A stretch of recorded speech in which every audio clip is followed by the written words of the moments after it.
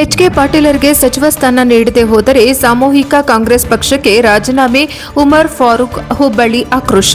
ಇಂದು ಗದಗ ಜಿಲ್ಲಾ ಪತ್ರಿಕಾ ಭವನದಲ್ಲಿ ಸುದ್ದಿಗೋಷ್ಠಿ ನಡೆಸಿ ಮಾತನಾಡಿದ ಅವರು, ಶುದ್ಧ ನೀರಿನ ಹರಿಕಾರ, ಅಲ್ಪಸಂಖ್ಯಾತರ ಬಂಧು, ಯಾವುದೇ ಖಾತೆ ನೀಡಿದರೂ ನಿಭಾಯಿಸುವ ಅನುಭವಿ, ಯಾವುದೇ ಕಳಂಕ ಇಲ್ಲದ ರಾಜಕಾರಣಿ ಅಂತಹ ವ್ಯಕ್ತಿಗೆ ಸಿಎಂ ಶಿವಕುಮಾರ್ ಅವರು ನೀಡದೆ ಹೋದರೆ ನಾವು ಎಲ್ಲ ಶಹರ ಅಲ್ಪಸಂಖ್ಯಾತ ಘಟಕದ ವತಿಯಿಂದ ಉಗ್ರ ಹೋರಾಟ, ಅದಕ್ಕೂ ಮಣಿಯದೆ ಹೋದರೆ ನಾವೆಲ್ಲ ಕಾಂಗ್ರೆಸ್ ಪಕ್ಷಕ್ಕೆ ಸಾಮೂಹಿಕ ರಾಜೀನಾಮೆ ನೀಡಲು ಸಿದ್ಧರಿದ್ದೇವೆ ಎಂದು ಕಾಂಗ್ರೆಸ್ ಪಕ್ಷಕ್ಕೆ ನೇರವಾಗಿ ಎಚ್ಚರಿಕೆ ನೀಡಿದರು. ವರದಿ ಕ್ಯಾಮರಾಮನ್ ಜಗದೀಶ್ ಜೊತೆ ಅಶೋಕ್ ಹುಗಾರ್, NKS TV4 ಗದಗ. ಎಲ್ಲ ಮಾಧ್ಯಮ ಮಿತ್ರರಿಗೂ ಹಾಗೂ ಪತ್ರಿಕಾ ಮಿತ್ರರಿಗೂ ನಮಸ್ಕಾರ. ಇವತ್ತು ಗದಗ ಶಹರ ಅಲ್ಪಸಂಖ್ಯಾತರ ಘಟಕದ ವತಿಯಿಂದ ಏನು ಈಗ ನೂತನವಾಗಿ ಕಾಂಗ್ರೆಸ್ನಲ್ಲಿ ಸಚಿವರ ಸಂಪುಟಕ್ಕೆ ನೇಮಕ ಆಗ್ತಾ ಇದೆ. ಆ ಹಿನ್ನೆಲೆ ಒಳಗ ನಮ್ಮೆಲ್ಲ ಉತ್ತರ ಕರ್ನಾಟಕಕ್ಕೆ ಒಬ್ಬ ಧೀಮಂತ ನಾಯಕ, ಅನುಭವಿ ಹಿರಿಯ ನಾಯಕರಾದಂತ ಎಚ್.ಕೆ. ಪಾಟೀಲ್ಗೆ ಸ್ಥಾನಮಾನ ಕೊಡಬೇಕಾಗಿತ್ತು. ರಾಜಕೀಯ ಕೆಲವೊಂದು ಒತ್ತಡಗಳಲ್ಲಿ ಹೆಚ್ಚು ಕಡಿಮೆ ಆಗಿರ್ತಂತ ಅನ್ಕೊಂಡು ಈಗ 2ನೇ ಪಟ್ಟಿ 18ನೇ ತಾರೀಕಿಗೆ ಬಿಡುಗಡೆ ಆಗ್ತಾ ಇದೆ. ಆ ಒಂದು ಪಟ್ಟಿಯಲ್ಲಿ ಹಿರಿಯ ನಾಯಕರಾದಂತ ಎಚ್.ಕೆ. ಪಾಟೀಲ್ ಸಾಹೇಬರಿಗೆ ಉತ್ತರ ಕರ್ನಾಟಕದ ಅಭಿವೃದ್ಧಿ ದೃಷ್ಟಿಯಲ್ಲಿ ಗಮನದಲ್ಲಿ ಇಟ್ಕೊಂಡು ಅವರಿಗೆ ಸೂಕ್ತ ಸ್ಥಾನಮಾನ ಕೊಡಬೇಕು ಅಂತ ಹೇಳಿ ನಮ್ಮ ಗದಗ ಶಹರದ ಎಲ್ಲ ಅಲ್ಪಸಂಖ್ಯಾತ ಬಂಧುಗಳ ಒಂದು ಕೋರಿಕೆ ಇದೆ. ಅದರ ಜೊತೆಗೆ ಎಚ್.ಕೆ. ಪಾಟೀಲ್ ಪ್ರಶ್ನಾತೀತ ನಾಯಕರು. ಯಾಕಂದ್ರ ಈ ಭಾಗದೊಳಗ ಉತ್ತರ ಕರ್ನಾಟಕದೊಳಗ ವಿಶ್ವವಿದ್ಯಾಲಯ ಗ್ರಾಮೀಣ ಮಟ್ಟದೊಳಗ ತರುವಂತ ಒಂದು ದೊಡ್ಡ ಸಾಧನೆ ಅದು ಯಾರಾದ್ರೂ ಮಾಡ್ಯಾರಂದ್ರ ಅದು ಎಚ್.ಕೆ. ಪಾಟೀಲ್ ಸಾಹೇಬರು ಅನ್ನುವಂಥದ್ದನ್ನ ನಾವೆಂದಿಗೂ ಮರೆಯಕ್ಕಾಗಂಗಿಲ್ಲ. ಅದರ ಜೊತೆಗೆ ಶುದ್ಧ ನೀರಿನ ಹರಿಕಾರರಾಗಿ ಕೆಲಸ ಮಾಡಿದ್ರು. ಈ ಸಹಕಾರಿ ರಂಗದೊಳಗ ಸಾಕಷ್ಟು ಶ್ರಮವಂತ ವಹಿಸಿದವರು. ಆ ಹಿನ್ನೆಲೆ ಒಳಗೆ ಉತ್ತರ ಕರ್ನಾಟಕಕ್ಕ ನಮ್ಮ ಒಂದು ದೊಡ್ಡ ಶಕ್ತಿಯಾಗಿ ಕೆಲಸ ಮಾಡದಂತ ಎಚ್.ಕೆ. ಪಾಟೀಲ್ರಿಗೆ ನಮ್ಮ ಎಲ್ಲ ಭಾಗದ ಜನರು ಮತ್ತು ಅಲ್ಪಸಂಖ್ಯಾತರು ಅವರಿಗೆ ಒಂದು ಉನ್ನತ ಸ್ಥಾನವನ್ನ ಸಚಿವ ಸಂಪುಟದೊಳಗೆ ಕೊಡಬೇಕು ಅನ್ನೋದನ್ನ ಸನ್ಮಾನ್ಯ ರಾಹುಲ್ ಗಾಂಧಿ ಅವರಿಗೆ, ಮಲ್ಲಿಕಾರ್ಜುನ್ ಖರ್ಗೆ ಅವರಿಗೆ, ಸುರ್ಜೇವಾಲಾ ಅವರಿಗೆ, ವೇಣುಗೋಪಾಲ್ ಅವರಿಗೆ, ಅದರ ಜೊತೆಗೆ ಸನ್ಮಾನ್ಯ ಸಿಎಂ DK ಶಿವಕುಮಾರ್ ಅವರಿಗೂ ಕೂಡ ನಾವು ಮನವಿ ಮಾಡಿಕೊಳ್ತೀವಿ. ನಾವು ನಮ್ಮ ಜಿಲ್ಲೆಯ ಮತ್ತು ನಮ್ಮ ನಗರದ ಅಥವಾ ವಿಧಾನಸಭಾ ಕ್ಷೇತ್ರ ಗಮನದಲ್ಲಿ ಇಟ್ಕೊಳ್ಳೋಕ್ಕಿಂತನೂ ಒಬ್ಬ ಹಿರಿಯ ನಾಯಕ ಮತ್ತು ಹಿರಿಯ ಮುತ್ಸದ್ದಿ, ಪ್ರಾಮಾಣಿಕ, ಪಾರದರ್ಶಕವಾದಂತ ಆಡಳಿತ ನೀಡುವ ಸನ್ಮಾನ್ಯ ಎಚ್.ಕೆ. ಪಾಟೀಲ್ರಿಗೆ ಉತ್ತರ ಕರ್ನಾಟಕದ ಅಭಿವೃದ್ಧಿಯನ್ನ ಗಮನದಲ್ಲಿ ಇಟ್ಕೋಬೇಕು.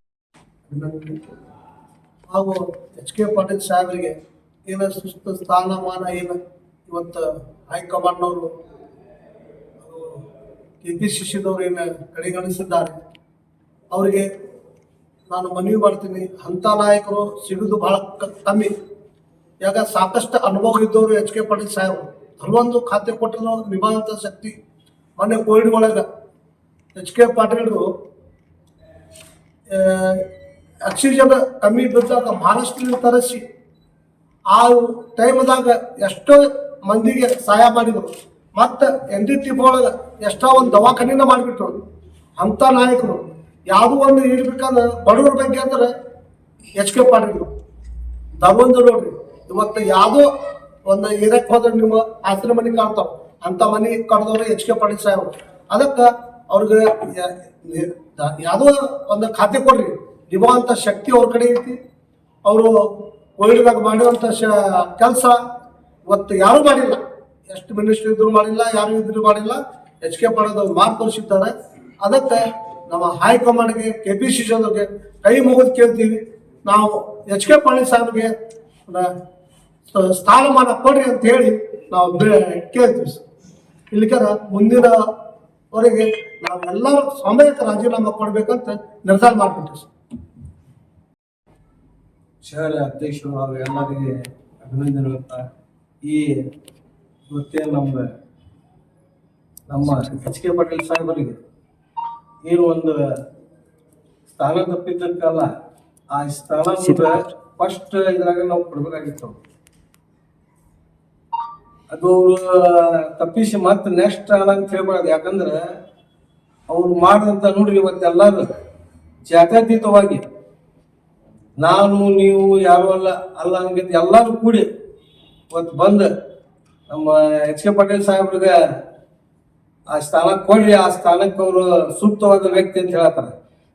ದಶಕಗಳಿಂದ ಕಮ್ಮಿ ಅಂದ್ರೆ ಒಂದು 50-55 ವರ್ಷಗಳಿಂದ ಅವರು ರಾಜಕೀಯದಾಗ ಅವರು ಇವ್ರಲಿಂದ ಅದಾರ.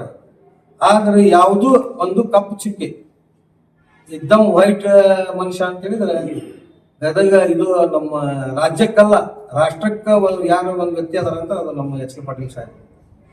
ಅಂಥವ್ರು ನಾವು ಇವತ್ತ ಒಂದು ಸ್ಥಾನಮಾನ ಕೊಟ್ರೆ ಮುಂದೆ ಬರೋ ಪೀಳಿಗೆಗಳಿಗೂ ಒಂದು ದೊಡ್ಡ ಕೆಲಸ ಆಗತ್ತೆ. ಇನ್ನೊಂದು ನೋಡ್ರಿ, ಈಗ ಶುದ್ಧ ನೀರಿನ ಹರಿಕಾಲ ರಾಷ್ಟ್ರಕ್ಕೆ ಅವ್ರ ಹೆಸರು ಐತಿ.